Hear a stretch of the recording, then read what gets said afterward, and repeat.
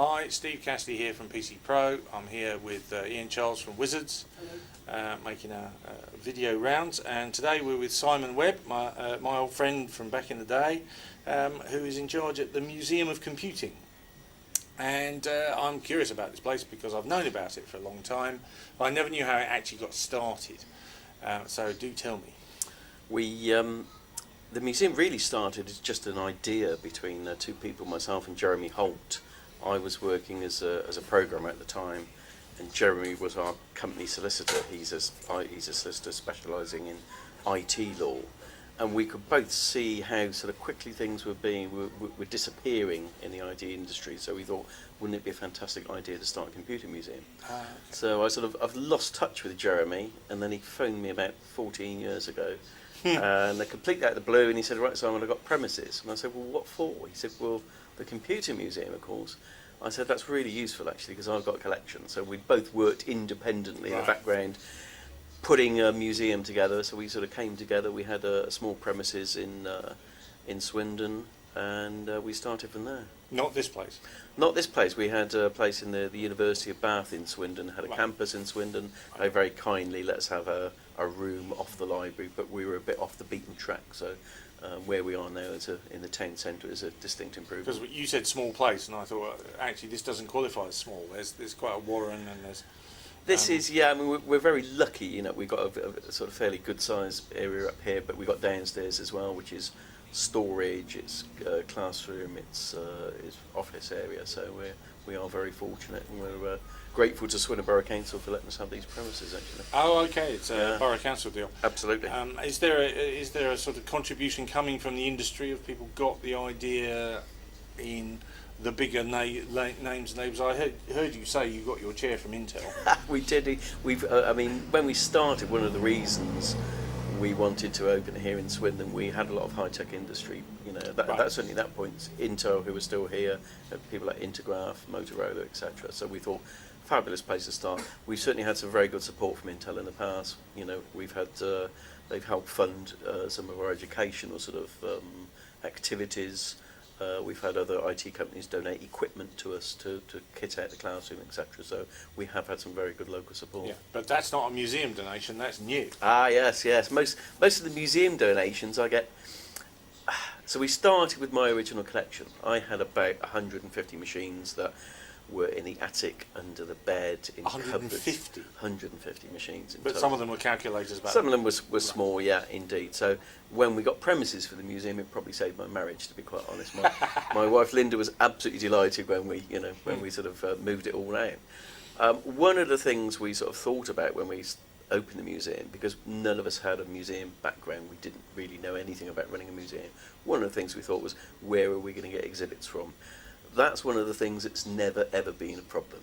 Right. I get phone calls on a weekly, if not daily basis from people saying, I have XYZ in my attic, it was my first computer, I don't really want to take it down the tip, can you give it a home? Which is fantastic. So we've had individuals donating machines to us, we've had people donating whole collections, we've had other museums donating. We have a lot of mechanical calculators just over there that were donated by the National Museums of Scotland. So other museums, you know, if they've got something that they think might be more applicable to us. Right. So we've got something in the region of 6,000 objects in the collection there. Wow. So it's quite a significant collection. And it's an interesting point that about other museums, because on the one hand, my perception is there's not many people focusing on computing as such, but there is the science museums, Babbage style projects, and there's Bletchley Park. Yep. So how do you kind of is it a bit of a bullring relationship? What goes on between these different missions? Yeah, we're all very sort of friendly, and I think we've all got different sort of areas that we concentrate on. Obviously, Bletchley Park, you know, one of the big areas is Colossus and World War II, the code breaking. There's another museum in Cambridge which opened a little while ago, and again they're fairly similar to us, I suppose. We focus more on sort of contemporary computing. This is the museum you come to. This is where grown men go misty-eyed when they go to the 1980s section, you know. So the home computer revolution, the gaming consoles, the calculators, Other things we collect include things like digital cameras. We're starting to look at those sort of things. Okay. So we've got a fairly broad sort of collections policy. Interesting. I think it is odd that people kind of attach some nostalgia to some types of machine, and then other things. But there's a recognised industry being nostalgic about your car, and there are some people who will restore your bicycle. Yep. But very, very, very few people will help you to restore your pocket calculator. Yeah. Your first slide rule. Definitely a growing interest, though. Definitely. Really? The one response we never really expected when we opened the museum was people's emotional attachment to their first computer. As you say, very much like your car. Yeah. People spent a lot of time with that computer and they learned lots from it. I cut my teeth on a Sinclair ZX81. And that, for me, that's one of my favourite machines, I guess, because I did spend so much time with it. Despite its limitations and the little quirks and the problems it had, it's still a fantastic machine, for learning about computers and programming. Do you think you're getting anything out of Dara O'Brien's 8-bit game show, for want of a better term? I'll be quite honest, I haven't actually seen it. Have you seen it? No. Well, it's this whole thing about old computer games. Right, okay, yeah. He's surfing, so he's seeing the same perceived wave of nostalgia kind of state of mind. Yeah. I'm astonished there isn't more of a kind of historical gaming thing for phones. You expect people, given that much control, horsepower in that little form factor, you think they'd be space invadering on it every so often. Apparently not. Isn't there also a factor about not just the amount of time that people invest in this, but the money? I mean, you're sat Absolutely. in front of Apple Macs. Yeah. And they remain Phenomenally expensive. absolutely. I But you've got a BBC Micro over there. There's there are all sorts of things that people. This Commodore PET here. Yeah. I mean, They're all good full-figure oh yeah. investments Absolutely, in yeah. their day. A lot of money.